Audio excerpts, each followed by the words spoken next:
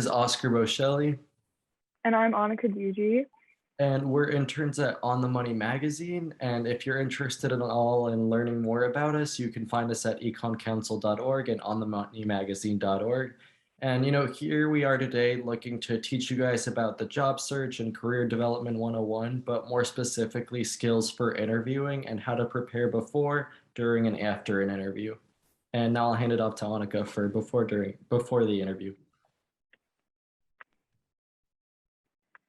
So before the interview, you want to make sure that you come prepared, and you definitely want to prepare in advance. The night before might be cutting it a little bit too close, but you definitely want to do some background research on the company that you are interviewing with and the positions that you are looking for.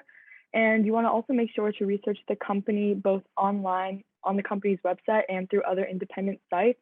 It's important to get as much information as possible just so that you sound knowledgeable when you're in the interview, and they'll definitely ask you like why you want the position or why you want to be a part of that company specifically. So it's definitely important that you know what you're talking about.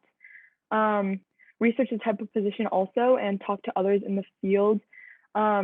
Like I said, they're going to ask you why you want your specific position and why you think you're fit for that position. So it's important to know exactly what you are interviewing for. You also definitely want to prepare 2 to 3 questions in advance about the job.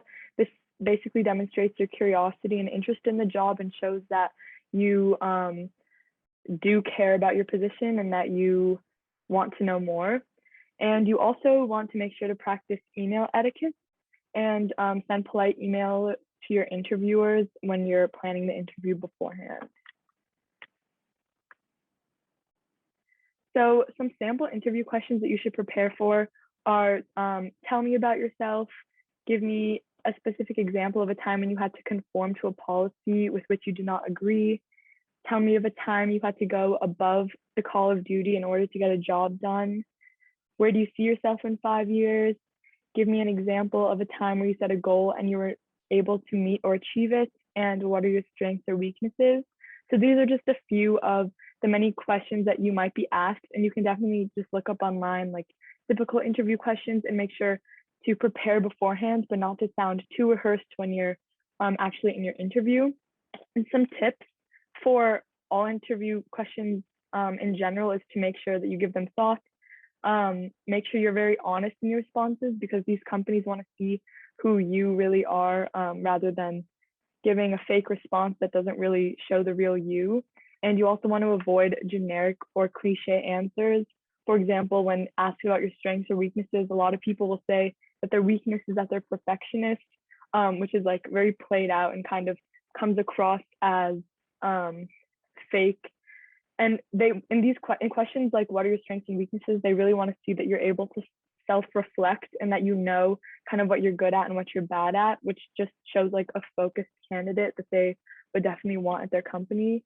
And for questions like tell me about yourself, you want to make sure include basic information like your school, your grade, your current job, your hobbies, your current projects, prior experience, and why you want the position.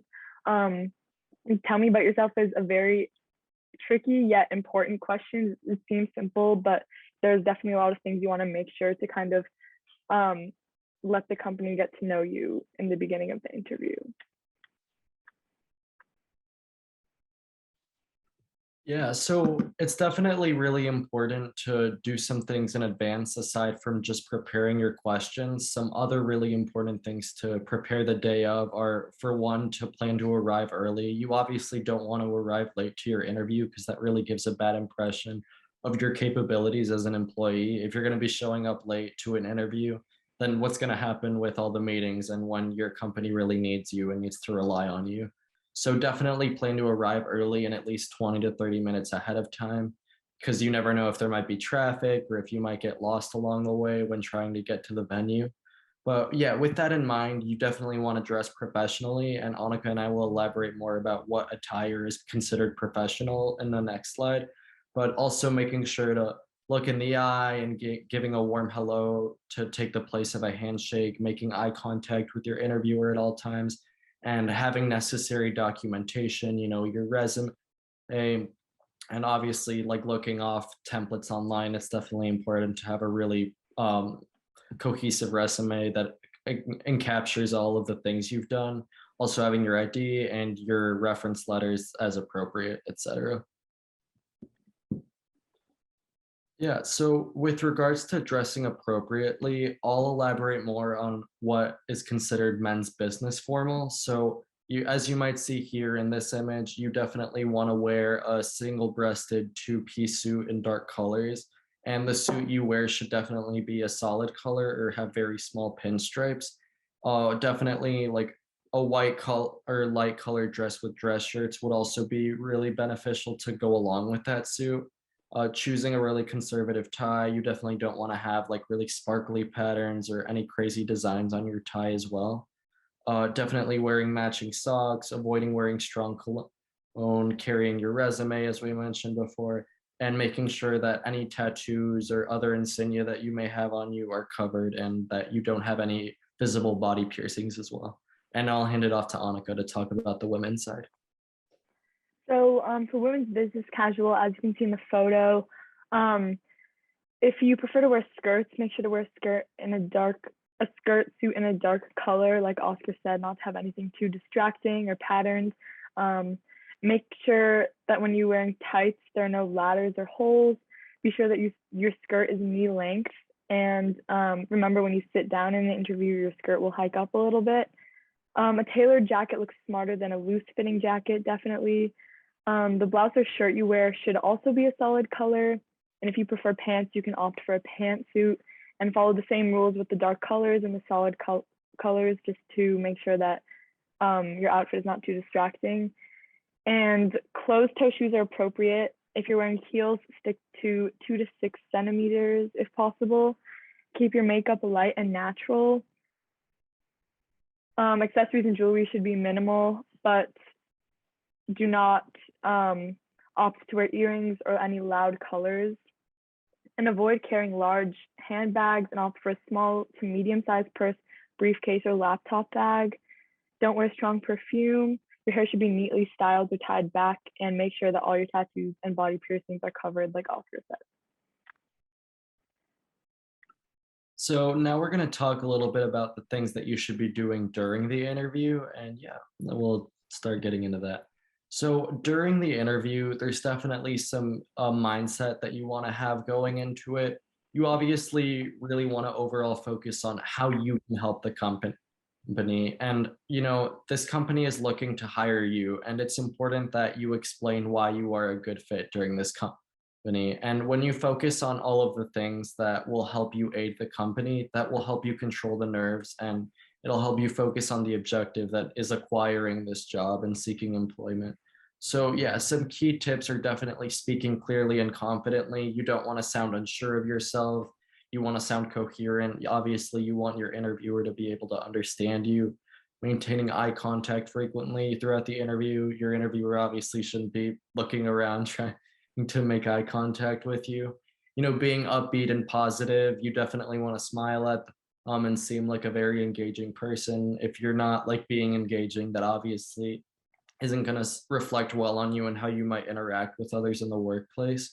And definitely emphasizing, most importantly, the value that you bring to the company in terms of the skills and experiences that you have, whether those be soft skills like communication, teamwork, etc., or hard skills like being able to utilize Excel or to be able to code in R, Java, etc. And during the interview, you also want to make sure to give yourself credit. You all have many skills, and even having a track record of coming on time and giving 100% are critical work skills that employers want.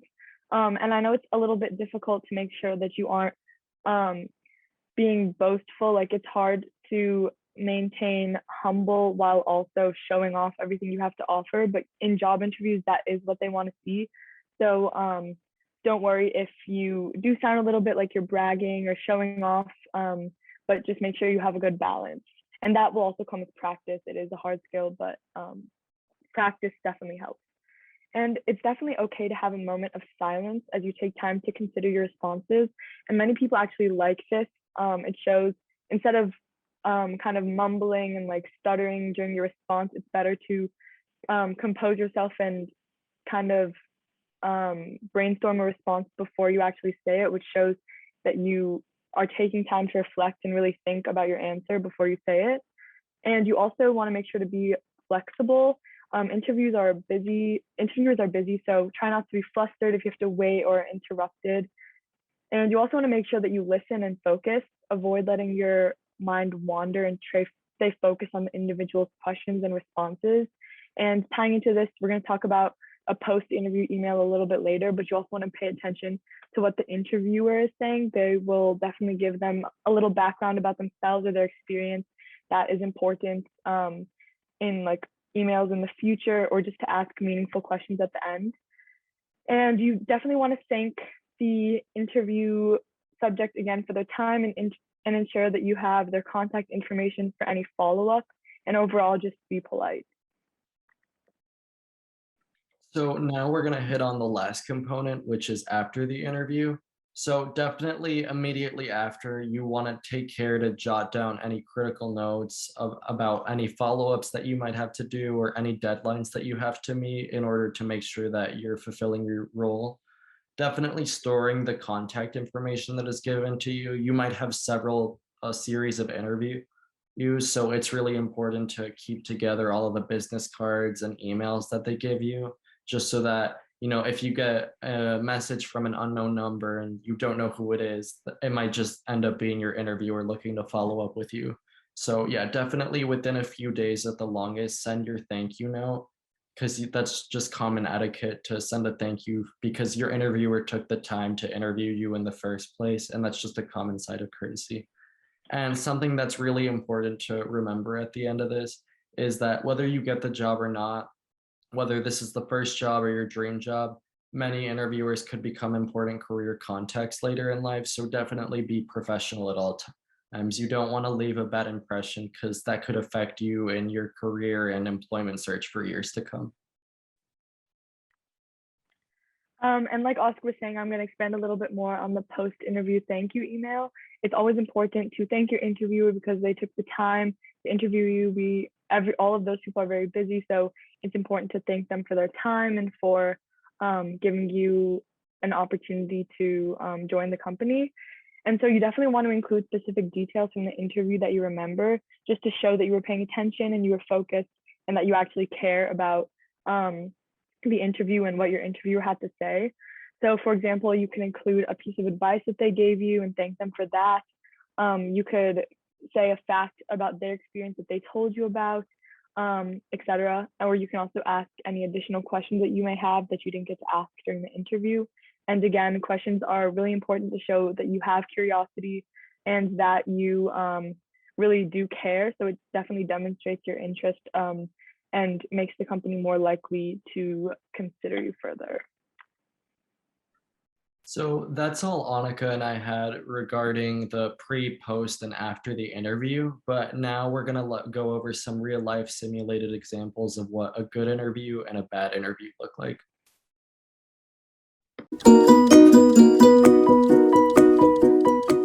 Thank you so much for coming into interview to be an intern for On the Money. It's great to meet you. It's great to meet you too. Thanks so much for taking the time to talk to me about this position. I really appreciate this opportunity. So to start off, why don't you tell me a little bit about yourself? So my name is Ryder. I'm a senior at Whitney Young, which is a high school in the West Loop of Chicago. I've lived in Chicago all my life, and I really love living in a big city, which I really try to take advantage of to the fullest in my time here. I love exploring the city with my friends and trying every kind of food. But in college, I plan on studying math and economics, and outside of that, in my free time, I love to bike and spend time with my twin dogs or my friends. Thanks for sharing all of that. Next, I want to know, what is your greatest weakness? I think in the past, I've had a lot of trouble when it comes to delegating tasks, especially when I feel that I can finish the task really well myself. I know that I can't do everything on my own within like a reasonable amount of time, and that I only just split the duties with the rest of my team. But sometimes for me, it's really difficult to relinquish that control. But I've also been actively working on that and improving myself in that regard. I've had to captain a team at my high school this year, and with that experience, I've become a lot more trusting of others to do the work efficiently. And I also created a system to check in with everyone every week, which eases my worries and also makes sure that everyone is contributing to the team and we can have a good ending. Wow, that sounds great. Thanks for sharing that weakness. Um, Another question is, why do you want to be an intern for On the Money, and what experience do you have that you think makes you qualified for the job? Yeah, so I've been really interested in economics since the start of high school, and I've taken all the classes that my high school offers in that field. It's really not like a very popular subject in high school, so it was only 2 or 3 classes. But I wanted to be able to further explore it before college, especially because I'm interested in studying that during college. I wanted to make sure I really like the field before that. And so that's why I was the main reason I was interested in interning for On the Money. But I also obviously have a lot of experience in economics from my school, like I mentioned before, and also a lot of experience writing. I'm a member of my school's newspaper for the past 4 years, so I have a lot of experience there. And I also write in a lot of my classes, especially my AP research class, where I had to write a 20-page research paper on my own original research this past year, which was a really great experience and also a big project for me to do writing. I think you would be the perfect candidate. Do you have any questions for me finally? Yeah, I was wondering more about what the day-to-day responsibilities are for this position and like what I'd be expected to do on an average day or an average week. That's a great question. I would be happy to answer. I'm Annika. Thank you so much for coming into interview to be an intern for On the Money. It's great to meet you.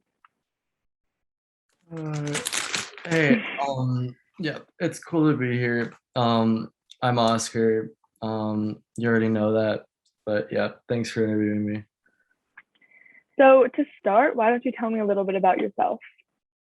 Mm, yeah, I mean, I feel like you should know that already.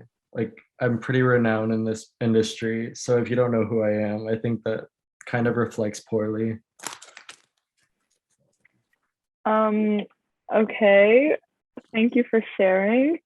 Next, I would like to know, what is your greatest weakness? I mean, I don't have any. Like, I legitimately don't have any weaknesses. And unlike the other people that you're interviewing for this position, I don't have any. And they probably have more weaknesses than they do strengths. That's an interesting take. Thank you for sharing. Um, why do you want to be an intern for On the Money, and what experience do you have that makes you qualified for this position? Mm, I mean, I'm not gonna sugarcoat it. Like, I want money as much as the next person. I mean, it's in the title, like it's on the money, and I want to be on that money and making cash. So that's really why I want the position. So that's me just being honest with you. Thank you for being honest. I really appreciate that. Finally, do you have any questions for me? No, I don't. But I mean, if you, I don't know. I don't know why you interviewed. I was fit for this position, but thank you for your time. Yeah, of course. Um, thank you. Yeah, whatever.